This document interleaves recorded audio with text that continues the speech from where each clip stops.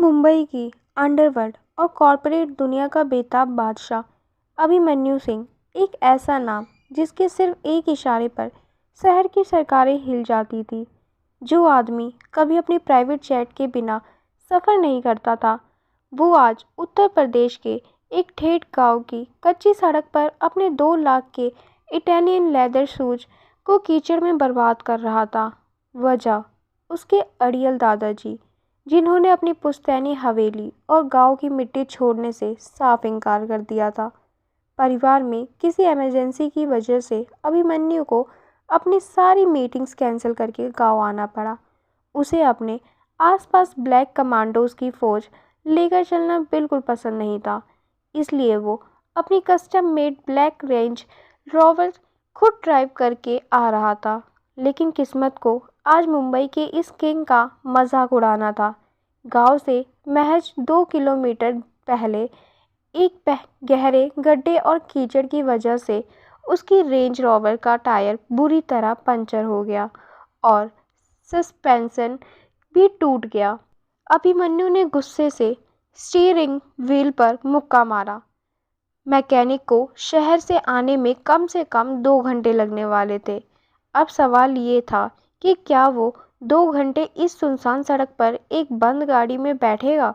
बिल्कुल नहीं। अभिमन्यु का ईगो हिमालय से भी बड़ा था।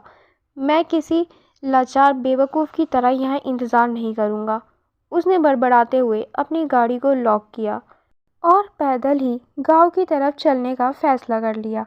शुरुआत के 10 मिनट तो उसने अपने डॉन वाले ऑरा में काटे। उसका 3 piece dark grey Armani suit, चेहरे पर रे बैन के एविएटर्स और वो खूंखार एक्सप्रेशन।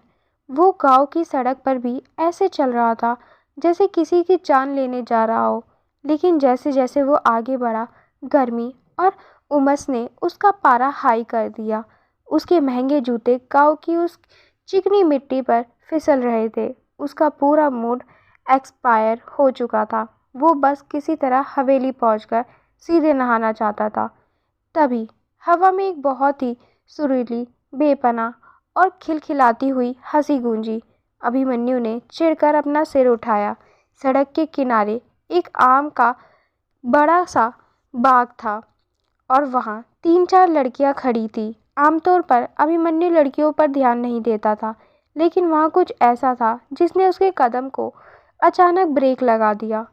उन लड़कियों के बीच तारा खड़ी थी। तारा कोई टिपिकल गांव की भोली भाली शर्मीली लड़की नहीं लग रही थी। वो दुपट्टा गिराकर किसी हीरो का इंतज़ार करे। उसने एक सिंपल सा चिकनकारी का सफ़ेद कुर्ता और ब्लू जीन्स पहनी थी। उसके बाल एक मैसी जूड़े से बंधे थे, जिसमें से कुछ लटें हवा में उड़ रही थी। वो किसी बात पर अपनी सहेलियों के साथ ज़ोर ज़ोर से बहस कर रही थी और उसके हाथ में एक कच्चा कैरी था जिसे वो नमक लगा लगा कर बड़े मज़े से खा रही थी। कोई मेकअप नहीं, कोई दिखावा नहीं, बस एक ऐसी रो, बेबाक और जंगली खूबसूरती थी जिसे देखकर मुंबई के उस खूंखार किंग का दिमाग एक सेकंड के लिए बिल्कुल ब्लैक हो गया। तारा का वो खट्टा आम खाने के बाद आंखें मीचना और फिर जोर से हंसना, अभिमन्यु अपने एविएटर्स के पीछे से उसे लिटरली घूरने लगा। वो अपने आसपास की दुनिया, अपना ईगो, अपना गुस्सा सब भूल गया। वो बस चलते चलते मुड़कर उसे देखे जा रहा था। लेकिन वो भूल गया था कि वो मुंबई के मरीन ड्राइवर पर नहीं, बल्कि यूपी के गांव की सड़क पर है।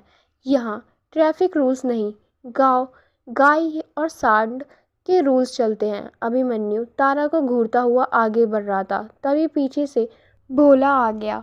भोला गांव का वो आवारा सांड था जिसे रास्ते में खड़े होने की पुरानी आदत थी। भोला शांति से जा रहा था, लेकिन अभिमन्यु बिना देखे सीधा उसके रास्ते में आ गया। सांड ने कोई सींग नहीं मारा, बस अपना भारी भरकम शरीर थोड़ा सा अभिमन्यु की तरफ खिसका कर उसे हल्का सा धक्का दे दिया। लेकिन वो धक्का मुंबई के उस सूट बूट वाले किंग के लिए काफ़ी था।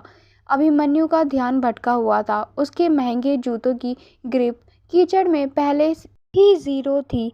सांड के धक्के से उसका बैलेंस पूरी तरह बिगड़ा। व्हाट द इससे पहले कि वो अपनी गाली पूरी कर पाता, अभिमन्यु सड़क के किनारे वाली ढलान से सीधे फिसल गया। वो एक दो बार गोल घूमा और सीधा सड़क के नीचे बनी जंगली बेरी और बबूल की घनी झाड़ियों में जाकर धड़ाम से गिरा। कांटों ने उसके महंगे अलमारी सूट को चीर दिया। उसका चश्मा कहीं दूर जा गिरा और मुंबई का वो अंडरवर्ल्ड डॉन जिससे पुलिस भी खौफ खाती थी, वो अब उन कांटों के बीच ऐसे फंसा हुआ था जैसे मकड़ी के जालों में कोई मक्खी। उसके पैर ऊपर की तरफ थे और सिर नीचे झाड़ियों में। झाड़ियों के टूटने की वो भयानक आवाज़ सुनकर तारा और उनकी सहेलियां भागकर सड़क के किनारे आई और नीचे झांककर देखने लगी। नीचे का नज़ारा देखकर सहेलियां तो घबरा गई, लेकिन तारा की वो बड़ी बड़ी आंखें हैरानी से फैल गई। अभिमन्यु गुस्से से पागल हो रहा था। उसने झाड़ियों से बाहर निकलने के लिए अपना हाथ मारा, लेकिन एक बड़ा सा कांटा सीधा उसके अंगूठे में चुभ गया। डैम इट, ये क्या बकवास है, वो दहाड़ा।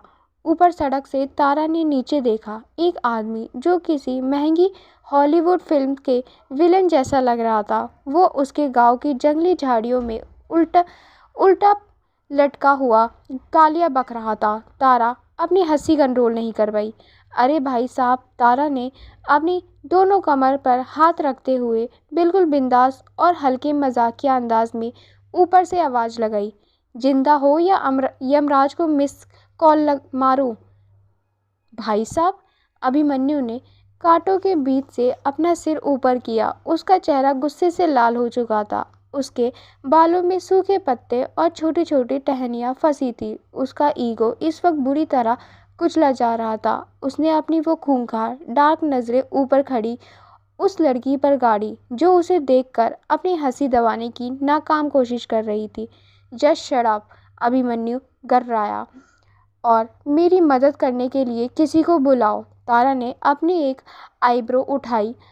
इस अजनबी का एटीट्यूड तो ऐसा था जैसे वो किसी महल के सोफे पर बैठा हो, ना कि कांटों की झाड़ी में फंसा हो। ओहो, नवाब साहब को झाड़ियों में भी टशन दिखाना है, तारा ने मजाक उड़ाते हुए कहा। उसने अपना कच्चा आम सहेली को पकड़ाया और ढलान से थोड़ी नीचे उतरी। देखिए मिस्टर एंग्री बर्ड, हमारे गांव में झाड़ को इग्नोर करके लड़कियों को घूरने का यही अंजाम होता है। तारा ने बिल्कुल सीधे मुंह बिना डरे उसके ईगो पर सीधा वार किया। अभिमन्यु का जबड़ा खिंच गया। इस लड़की ने उसे घूरते हुए पकड़ लिया था। शर्मिंदगी और गुस्से का ऐसा कॉकटेल उसने ज़िंदगी में कभी महसूस नहीं किया था। मैं तुम्हें नहीं घूर रहा था, अभिमन्यु ने अपने दांत पीसते हुए झूठ बोला और खुद को निकालने के लिए एक और कोशिश की, लेकिन इस बार उसकी शर्ट का कॉलर कांटों में बुरी तरह उलझ गया और कपड़े के फटने की चरचर की आवाज़ आई। तारा अब जोर से हंस पड़ी। उसकी वो हंसी अभिमन्यु के कानों में किसी अलार्म की तरह बज रही थी। वो सुंदर तो बहुत थी, लेकिन उसकी जवान में जो मिर्ची थी वो अभिमन्यु के घमंड को जला रही थी। रहने दीजिए, वरना ये विदेशी सूट सीधा पोछा लगाने के काम आएगी, तारा ने अपना हाथ आगे बढ़ाते हुए कहा। उसके चेहरे की हंसी अब एक हल्की सी प्यारी सी स्माइल में बदल गई थी। हाथ दीजिए और चिंता मत कीजिए, मैं इसके पैसे नहीं मांगूंगी। अभिमन्यु ने पहले उस नाजुक लेकिन मजबूत हाथ को देखा और फिर तारा की उन गहरी चमकती हुई आंखों को। मुंबई का वो किंग जो कभी किसी के सामने नहीं झुकता था, आज एक गांव की लड़की के सामने पूरी तरह से लाचार, बेवकूफ़ और अजीब तरह से अट्रैक्ट महसूस कर रहा था। उसने अपना भारी फौलादी हाथ तारा के हाथ में दिया। जैसे ही उन दोनों के हाथ टकराए, अभिमन्यु को उस कीचड़ और कांटों के बीच भी एक अजीब सा स्पार्क महसूस हुआ। ये कोई फिल्मों वाली परफेक्ट रोमांटिक मुलाकात नहीं थी। ये एक ईगो से भरे डॉन और एक बेबाक गांव की शेरनी के बीच एक ऐसी कंटीली और बेइज्जती से भरी शुरुआत थी जहां से अब सिर्फ और सिर्फ आग लगने वाली थी। तारा ने अपनी पूरी ताकत लगाकर उस भारी भरकम शहर के बाबू को सड़क पर खींच लिया। सड़क पर आते ही अभिमन्यु ने झटके से अपना हाथ छुड़ाया। उसका महंगा अरमरी सूट जगह जगह से फट चुका था और उस पर कीचड़ लिपा हुआ था। उस अपने इस हाल पर उसका ईगो और गुस्सा आउट ऑफ कंट्रोल हो गया। वो अपने कपड़े झाड़ते हुए हवा में हाथ नचाकर इंग्लिश में गालियाँ बकने लगा। Bloody hell, what the is wrong with the pathetic place. घटिया सड़क, घटिया जानवर, शिट। तारा, जो अभी तक हल्की सी स्माइल कर रही थी, उसने अचानक अपनी आंखें सिकुड़ ली। उसे ये शहरी गालियाँ और एटीट्यूड बिल्कुल पसंद नहीं आया। अरे ओ अंग्रेज के पोते, तारा ने उसे बीच में टोकते हुए झिझक कर कहा। जुबान पर थोड़ा ब्रेक लगाओ, ये तुम्हारा पर्सनल डस्टबिन नहीं है जहाँ तुम अपनी ये फालतू की इंग्लिश डिक्शनरी खोलकर गालियाँ बक रहे हो। चलना आता नहीं है और दोष सड़क को दे रहे हो। अभिमन्यु का पारा 7वें आसमान पर पहुंच गया। एक तो वो इस कीचड़ में सना था, ऊपर से ये गांव की लड़की उसे अंग्रेज का पोता बोलकर लेक्चर दे रही थी। वो गुस्से से उसकी तरफ बढ़ा। You shut up. तुम्हें पता भी है मैं इससे पहले भी अभिमन्यु अपना डॉन वाला डायलॉग पूरा कर पाता।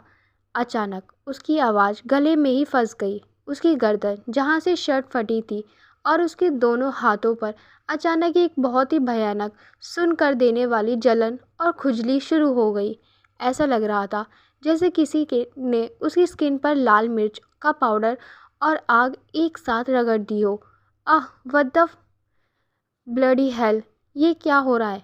अभिमन्यु पागलों की तरह अपनी गर्दन और हाथों को खुजलाने लगा।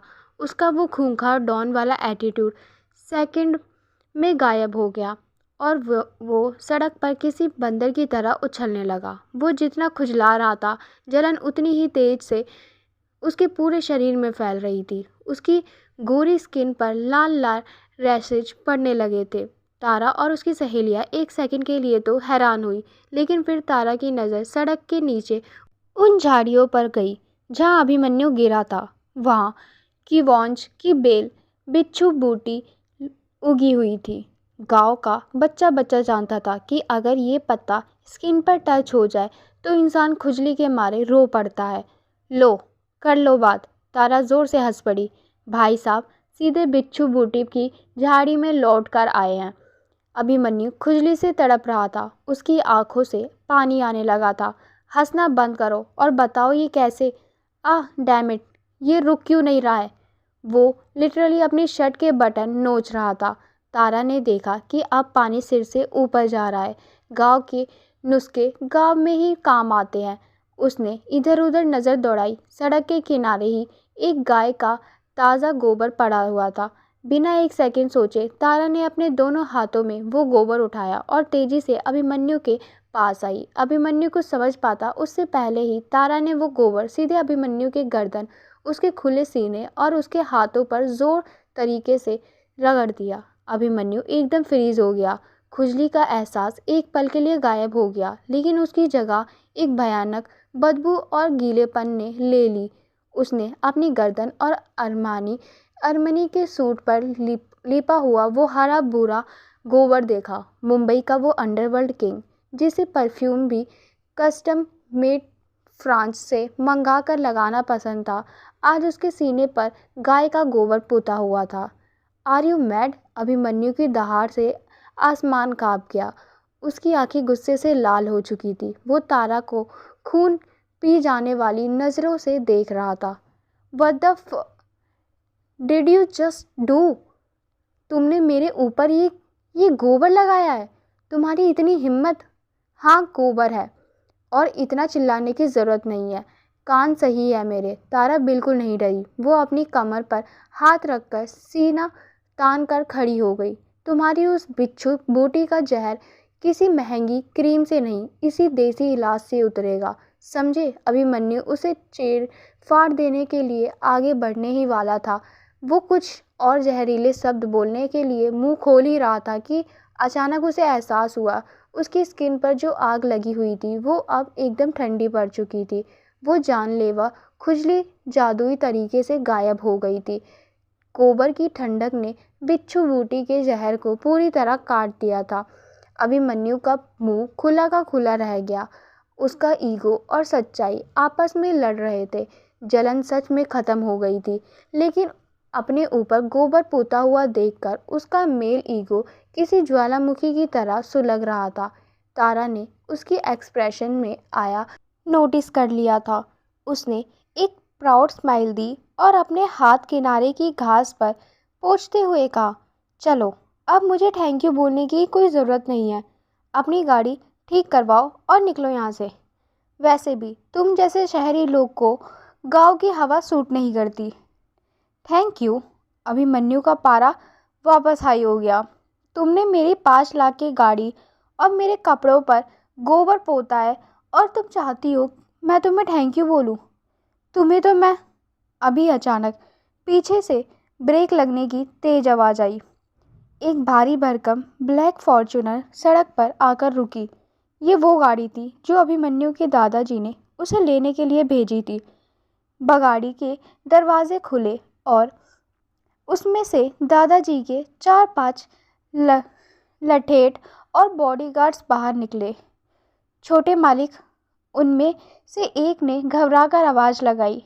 लेकिन जब उन लोगों ने अपने छोटे मालिक का हाल देखा तो उनकी आंखें फटी की फटी रह गई। मुंबई का वो खौफनाक बॉस जिसके सामने लोग नज़रें उठाने से भी डरते थे, वो आज कीचड़ में सना हुआ था। उसके कपड़े फटे हुए थे और सबसे खौफनाक बात, उसकी गर्दन और सीने पर गोबर लिपा हुआ था। बॉडीगार्ड्स को समझ नहीं आ रहा कि वो क्या रिएक्शन दे। वो डर के मारे अपनी हंसी भी दबा रहे थे और खौफ से कांप भी रहे थे। उन्होंने तुरंत अपनी नज़रें ज़मीन पर गड़ा ली। माफ़ी छोटे मालिक, हमें आने में देर हो गई, लीड गार्ड्स ने सिर झुकाकर कहा। तारा वहीं खड़ी ये सब देख रही थी। वो इन लोगों को बहुत अच्छे से जानती थी। ये सब बड़े ठाकुर यानी इस इलाके के एक्स सरपंच के आदमी थे। बड़े ठाकुर गांव के सबसे इज्जतदार और पसंद किए जाने वाले इंसान थे। तारा भी उनकी बहुत रिस्पेक्ट करती थी। तारा ने अपनी आंखें सिकुड़कर अभिमन्यु को ऊपर से नीचे तक देखा। तो ये है बड़े ठाकुर का पोता। तारा ने मन ही मन सोचा और मुंह अजीब सा सिकुड़ लिया। बाप रे, दादाजी इतने सुलझे हुए और पोता एकदम सड़ा हुआ करेला। नाम बड़े और दर्शन खोटे। चल रे चुटकी। तारा ने अपनी सहेली को आवाज़ लगाई। उसने अभिमन्यु को एक आखिरी चिढ़ाने वाली नज़र दी और बिना कोई परवाह किए आराम से चलते हुए अपने रास्ते निकल गई। अभिमन्यु वहीं खड़ा अपनी मुट्ठियाँ कस रहा था। उसका खून खौल रहा था। उसने अपनी वो डार्क खूंखार नज़रें तारा की पीठ पर गड़ा रखी थी। गाड़ी निकालो।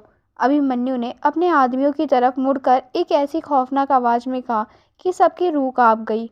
वो फॉर्च्यूनर के पिछली सीट पर जाकर धड़ाम से बैठ गया। पूरा रास्ता वो कार के शीशे से बाहर घूरता रहा।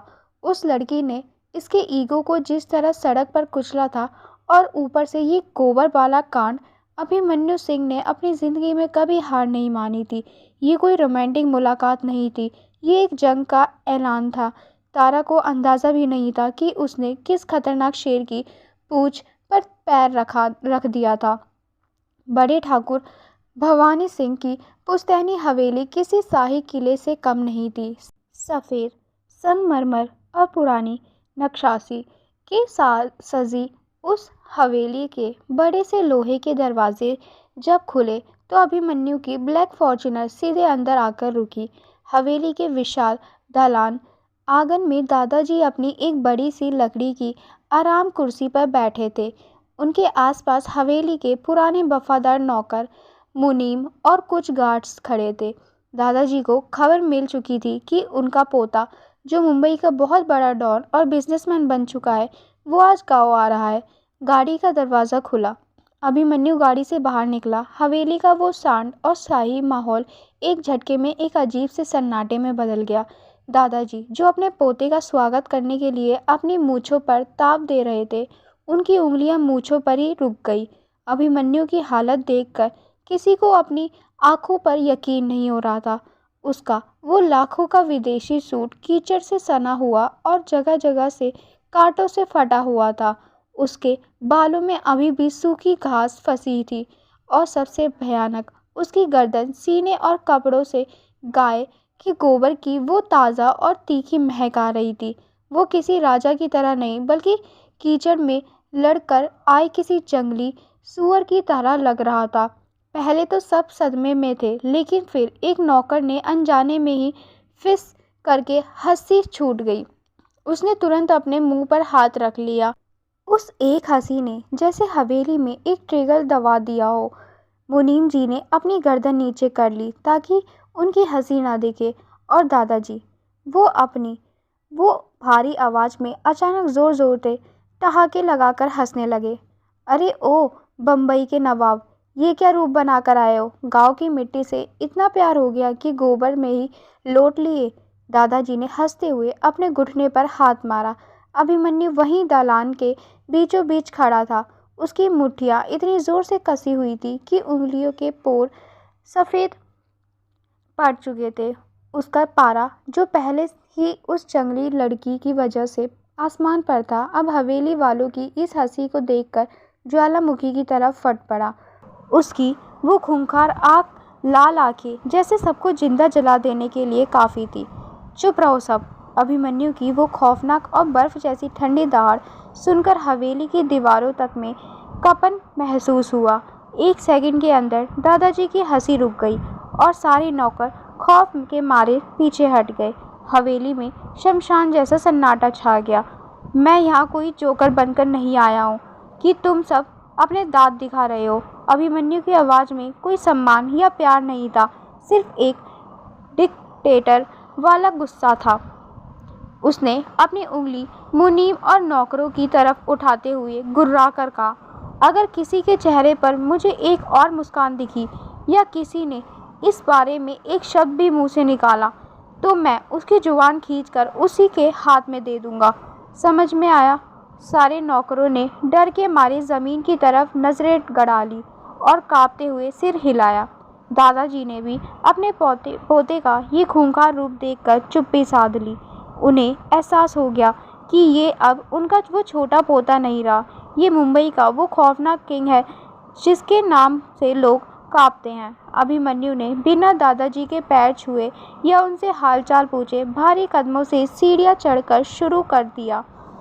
वो सीधा हवेली के उस बड़े से गेस्ट रूम में गया जो उसके लिए तैयार किया गया था। उसने दरवाज़ा इतनी ज़ोर से बंद किया कि पूरे घर में आवाज़ गूंज गई।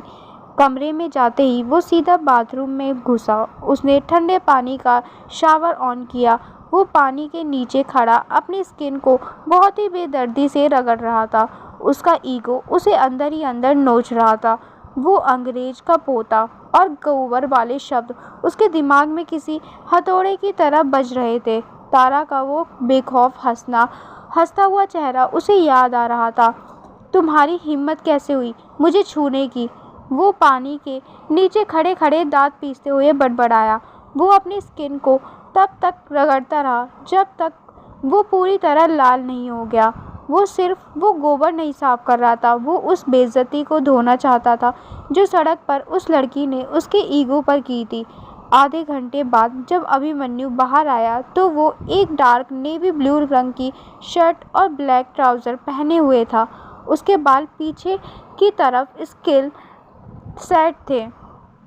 उसके चेहरे पर अब वो ही पुराना कोल्ड और खौफनाक एटीट्यूड वापस आ चुका था।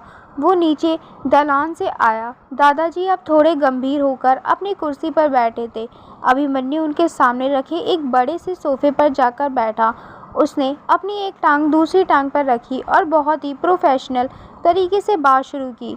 मैं यहाँ आपके गांव का टूर करने या छुट्टियाँ मनाने नहीं आया हूँ। अभिमन्यु की आवाज़ एकदम सपाट थी। मुंबई में मेरा 2000 करोड़ का एक मेगा प्रोजेक्ट अटका हुआ है, क्योंकि जिस ज़मीन पर मेरी कंपनी फैक्ट्री लगाना चाहती है उसके कुछ पेपर्स पर आपके साइन चाहिए। आपने मुनीम के हाथ मुंबई के पेपर्स भेजने से मना कर दिया, इसलिए मेरा टाइम वेस्ट करके मुझे यहाँ आना पड़ा। पेपर्स कहाँ हैं? साइन कीजिए। मैं कल सुबह ही यहाँ से वापस निकल जाऊँगा। दादाजी ने एक गहरी सांस ली। वो ज़मीन गांव के स्कूल और अस्पताल के लिए छोड़ी गई थी। अभिमन्यु, मैं उस पर फैक्ट्री बनाने के लिए साइन नहीं कर सकता। गांव वालों को उस ज़मीन की ज़रूरत है। अभिमन्यु ने अपनी एक आईब्रो उठाई और एक बहुत ही डार्क स्माइल दी। दादाजी, आप भूल रहे हैं कि मैं ज़मीन मांगता नहीं हूँ, खरीद लेता हूँ या छीन लेता हूँ। मैंने आपको इज्जत दी क्योंकि वो ज़मीन टेक्निकली आपके नाम पर है। अगर आपको गांव वालों की इतनी ही चिंता है तो मैं उन्हें उस ज़मीन की कीमत का 2 गुना पैसा दे दूंगा, लेकिन वो ज़मीन मुझे हर हाल में चाहिए। मुझे मुनीम ने बताया है कि गांव वालों ने उस ज़मीन के पास अपना डेरा डाल रखा है। मैं खुद जाकर उनसे बात करूंगा या उन्हें वहां से हटा दूंगा। अभिमन्यु अपनी जगह से उठा। कल सुबह तक मुझे पेपर्स पर आपके साइन चाहिए दादाजी, वरना मैं मुंबई के अपने तरीके यहाँ इस्तेमाल करूँगा, जो आपको बिल्कुल पसंद नहीं आएगा। वो बिना दादाजी का जवाब सुने अपने 3 गार्ड्स को इशारा करते हुए हवेली से बाहर निकल गए। अभिमन्यु अपनी गाड़ी में बैठकर सीधा उस जमीन की तरफ निकला जहाँ गांव वालों का वो स्कूल बन रहा था। वो गुस्से में था। उसे बस ये मसला ख़त्म करना था और इस घटिया गांव से निकलना था। गाड़ी गांव के उस बड़े से मैदान के पास आकर रुकी। वहाँ कुछ लोग मिट्टी और ईंटों का काम कर रहे थे। एक तरफ एक बड़ा सा बरगद का पेड़ था जिससे नीचे कुछ छोटे बच्चे ज़मीन पर बैठकर पढ़ाई कर रहे थे। अभिमन्यु गाड़ी से उतरा। उसने अपने एविएटर्स पहने और अपनी जेब में हाथ डालकर उस बरगद के पेड़ की तरफ बढ़ने लगा। उसे इन गरीबों और उनके बच्चों से कोई मतलब नहीं था। उसे बस वहाँ के सरपंच या हेड से बात करनी थी। लेकिन जैसे ही वो पेड़ के करीब पहुँचा, उसकी नज़र उस लड़की पर पड़ी जो उन बच्चों को एक ब्लैक बोर्ड पर कुछ पढ़ा रही थी। वो तारा थी। इस बार उसने एक डार्क लाल रंग की सूती साड़ी पहनी हुई थी जिसे उसने बहुत ही रफ तरीके से कमर में खोसी हुई थी ताकि उसे बच्चों के साथ दौड़ने भागने में आसानी हो। उसके माथे पर एक छोटी सी काली बिंदी थी और वो एक बच्चे की कॉपी चेक करते हुए जोर से हंस रही थी। अभिमन्यु के कदम वहीं जमीन पर जम गए। उसका वो सारा गुस्सा, वो जमीन का मसला एक सेकंड के लिए उसके दिमाग से उड़ गया। उसके नथुले गुस्से से फड़कने लगे। ये वही लड़की थी जिसने उसे गोबर से नहलाया था।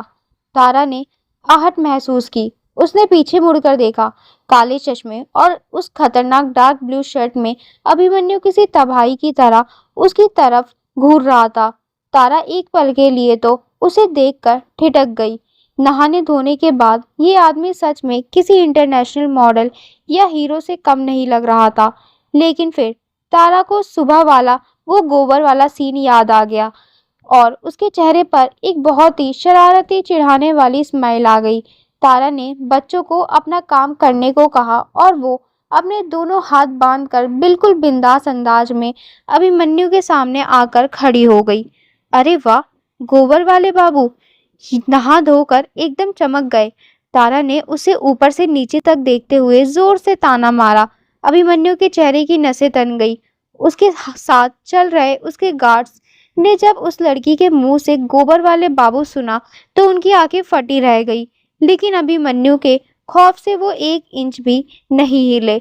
अभिमन्यु ने बहुत ही खौफनाक तरीके से अपने चश्मे को उतारा और उसे अपनी शर्ट के कॉलर पर टांग लिया। उसकी वो गहरी खूंखार आंखें सीधे तारा की आंखों में गड़ गई। उसकी जबान पर लगाम लगाओ लड़की। अभिमन्यु की आवाज इतनी भारी और खतरनाक थी कि अगर कोई और होता तो खौफ से कांप जाता। तुम जानती नहीं हो कि तुम किससे बात कर रही हो।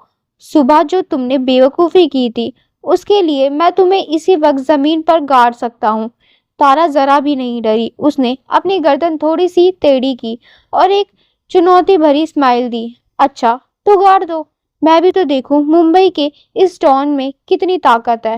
तारा ने आगे बढ़कर उसकी आंखों में आंखें डालते हुए कहा, तुम्हें क्या लगता है तुम ये महंगे कपड़े पहनकर और अपने पीछे ये 2-4 काले कुत्ते गार्ड्स घुमाकर मुझे डरा लोगे? ये गांव है मेरा, यहाँ तुम्हारे शहर की अकड़ नहीं चलती मिस्टर अभिमन्यु सिंह। अभिमन्यु ने अपने दांत पीसते हुए कहा। उसने अपना एक कदम और आगे बढ़ाया जिससे उन दोनों के बीच का फासला बिल्कुल ना के बराबर रह गया। और मेरी अकड़ के सामने अच्छे अच्छे शहर और सरकारें झुक जाती है। तुम तो सिर्फ एक मामूली सी गंवार लड़की हो। तारा के चेहरे की वो स्माइल अचानक गायब हो गई। गंवार शब्द ने उसके अंदर की शेरनी को जगा दिया था। मैं गंवार हूँ? और तुम बहुत बड़े पढ़े लिखे सरकारी इंसान हो। तारा ने अपनी उंगली अभिमन्यु के सख्त सीने को चुभोते हुए कहा, तुम्हारे अंदर घमंड के अलावा है क्या? ना तुम्हें बात करने की तमीज है, ना बड़ों की इज्जत करना आता है। बड़े ठाकुर जैसे महान इंसान के घर में तुम जैसा ये पत्थर कैसे पैदा हो गया, यही सोचकर मुझे हैरानी होती है। अभिमन्यु की आंखों में एक खतरनाक आग भड़क उठी। उसने एक झटके में तारा की उस उंगली को अपने फौलादी हाथ में जकड़ लिया जो उसके सीने पर चुभ रही थी।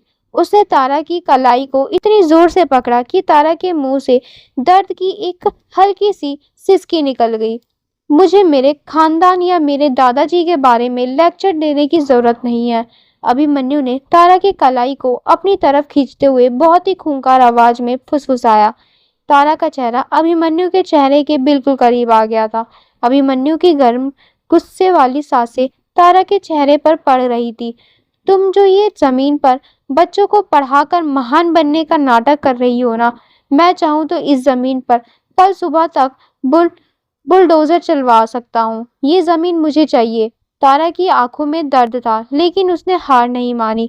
उसने अपनी दूसरी आजाद मुट्ठी को जोर से कसा और अभिमन्यु की आंखों में एक डार्क चैलेंज देते हुए कहा, बुलडोजर चलवाओगे? चलाकर दिखाओ। अगर तुमने इस जमीन की एक ईंट को भी हाथ लगाया ना मिस्टर अभिमन्यु सिंह, तो मैं तुम्हारे इस विदेशी सूट और तुम्हारे इस घमंड को इसी गांव की मिट्टी में ऐसा मिलाऊंगी कि तुम अपनी पहचान भूल जाओगे। अभिमन्यु और तारा एक दूसरे को ऐसी नजरों से घूर रहे थे जैसे वो एक दूसरे को कच्चा चबा जाएंगे।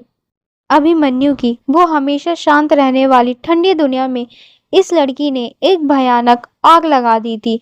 वो उसे अपनी पावर से डराना चाहता था, लेकिन तारा उसकी पावर को जूते की नोक पर रख रही थी। अभिमन्यु ने तारा की कलाई को एक झटके से छोड़ा। हम देखेंगे कि किसकी जिद बड़ी है। अभिमन्यु ने अपना चश्मा वापस पहनते हुए एक बेहद डार्क और शैतानी स्माइल दी। अब ये लड़ाई सिर्फ इस जमीन की नहीं है तारा, अब ये लड़ाई मेरी और तुम्हारी है। और अभिमन्यु सिंह कभी हारना नहीं जानता। वो पलटकर अपनी गाड़ी की तरफ चल दिया। तारा वहीं खड़ी अपनी लाल हो चुकी कलाई को सहलाते हुए उस खूंखार इंसान को जाते हुए देख रही थी। उसे पहली बार एहसास हुआ था कि उसने किसी आम इंसान से नहीं, बल्कि एक ऐसे शैतान से पंगा ले लिया है जिसके लिए लोगों की जिंदगी और जज्बात कोई मायने नहीं रखते। लेकिन तारा भी इस गांव की मिट्टी से बनी थी। आग और बारूद का ये खेल अब शुरू हो चुका था और दोनों में से किसी को भी ये अंदाजा नहीं था कि ये नफरत और ईगो की लड़ाई अब एक बहुत ही खतरनाक, बेकाबू और जुनूनी इश्क में बदलने वाली थी।